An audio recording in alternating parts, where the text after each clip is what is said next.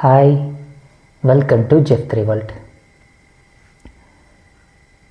லட்சக்கணக்கான ஒரு பீப்புள்ஸ் உயிருக்காக போராடிட்டு இருக்காங்க.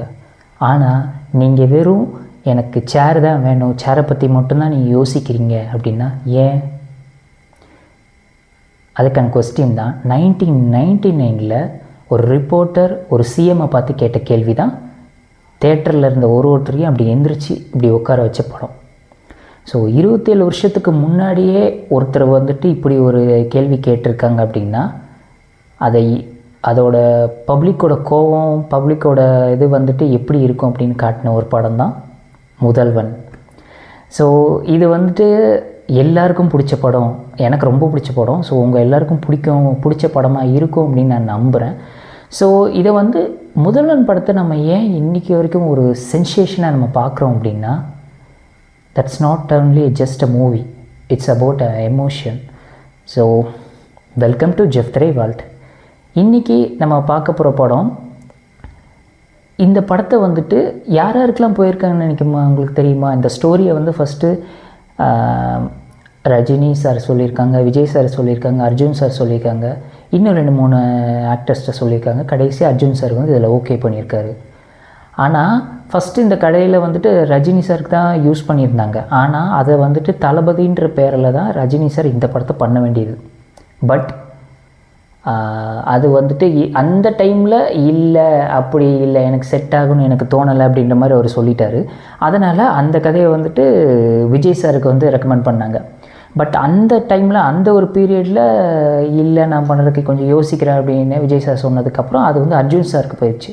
ஏன்னா அவரை வச்சு தான் ஃபஸ்ட்டு ஒரு படம் அவர் டைரக்ட் பண்ணியிருந்தார். ஸோ அதனால் நம்ம அர்ஜுன் சார் கூடயே போய் நின்று இந்த படத்தை ப்ரொசீட் பண்ணுவோம் அப்படின்னு நினச்சி யூஸ் பண்ணாங்க.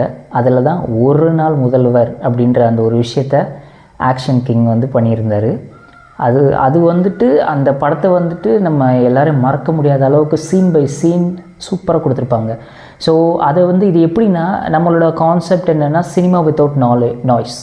சினிமா வித்தவுட் நாய்ஸ் அப்படின்றத அந்த டைம்லேயே அதுக்கு மேட்ச் ஆகிற மாதிரி ஒரு பர்ஃபெக்டான ஒரு இது ஏன் நம்ம ஒரு புதுசாக நம்ம சொல்கிறோம் அப்படின்னா, இந்தியன் சினிமாக்கே இது ஒரு டிஃப்ரெண்ட்டான ஒரு படம்.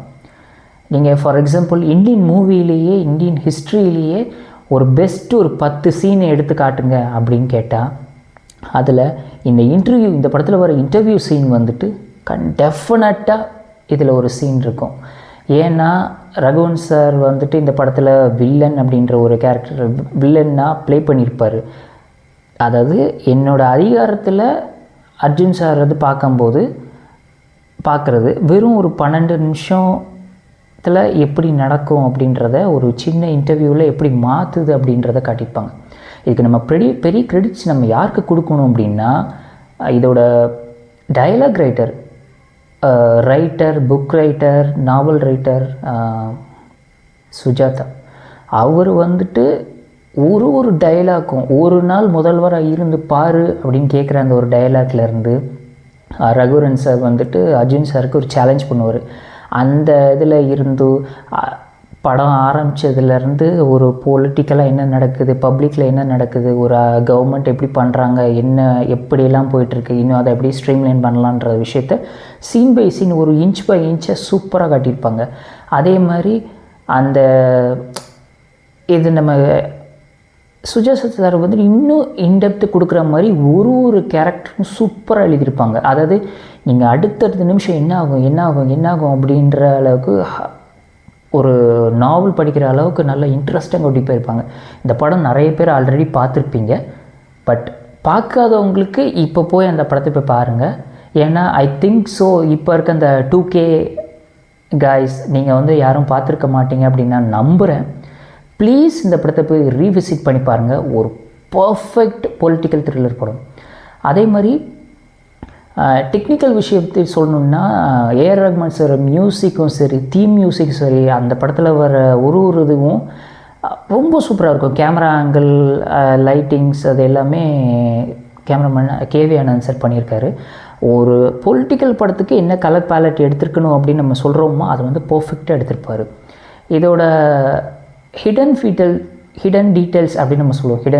ஹிடன் டீட்டெயில்ஸ் அப்படின்னு நம்ம சொல்லணும் அப்படின்னா ஒரு ரொம்ப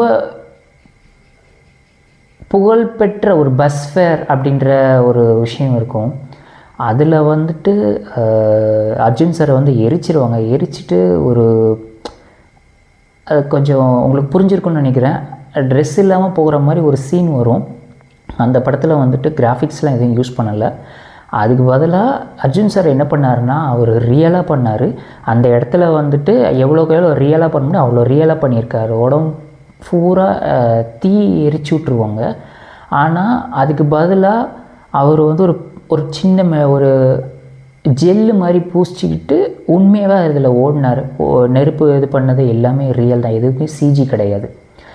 அதே மாதிரி கவர்னன்ஸ் அண்ட் இம்பேக்ட் அப்படின்ற மாதிரி விஷயத்த சொல்லணும்னா 1999 இ கவர்னன்ஸ் அப்படின்ற ஒரு விஷயத்தை வந்துட்டு அந்த படத்தில் பேசியிருக்காங்க.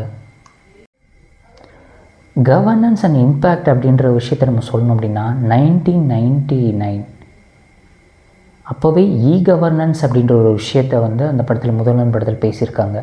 அதாவது லஞ்சம் வாங்குறவங்க அவங்கள எப்படி பிடிக்கிறாங்க, அதை வந்துட்டு ஒரு காமன் பீப்புள்ஸே அவங்களோட எனக்கு இந்த குறையெல்லாம் இருக்குது அப்படின்றது நேராக ஒரு சிஎம்மை பார்த்து நம்மளால் சொல்ல முடியும் அப்படின்றது. இப்போ நம்ம பேசிகிட்டு இருக்க விஷயத்தை வந்துட்டு அதுக்கான ஒரு பேஸை வந்துட்டு அந்த டைம்லேயே அவர் வந்துட்டு காட்டியிருந்தார் டைரக்டர் வந்துட்டு. அதனால தான் இந்த படம் இன்னும் ஒரு பிளாக் பஸ்டர் அப்படின்ற ஒரு இது இருக்குது. என்ன ஒரு விஷயத்தை நம்ம சொல்லியிருக்கேன்னா, நமக்கு மாற்றம் வேண்டும் அப்படின்னு நம்ம கேட்குறோம் அப்படின்னா அது வேறு எங்கேருந்து வராது, நமக்குள்ளேருந்து தான் வரணும் அப்படின்ற ஒரு விஷயத்தை வந்து சூப்பராக காட்டியிருக்காரு. ஒரு இண்டியன்ஸும் வந்துட்டு நம்ம என்ன நினைக்கிறோம், நம்மளால் அப்படின்ற ஒரு விஷயத்தை வந்துட்டு நம்ம என்ன யோசிக்கிறோன்றதை அவர் அப்போவே இது பண்ணியிருக்காரு.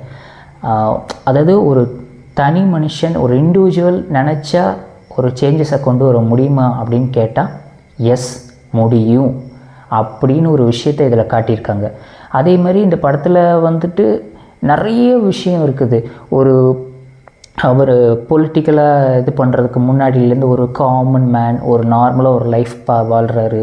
அதே மாதிரி அவர் வந்துட்டு அவரோட பெரிய ஆசையே சிஎம் ஆகிறதெல்லாம் கிடையாது. அவரோட பெரிய ஆசையே கவர்மெண்ட் எம்ப்ளாயாக ஆகணும். அதுதான் அர்ஜுன் சாரோட மெயின் மோட்டிவ் இந்த படத்தில்.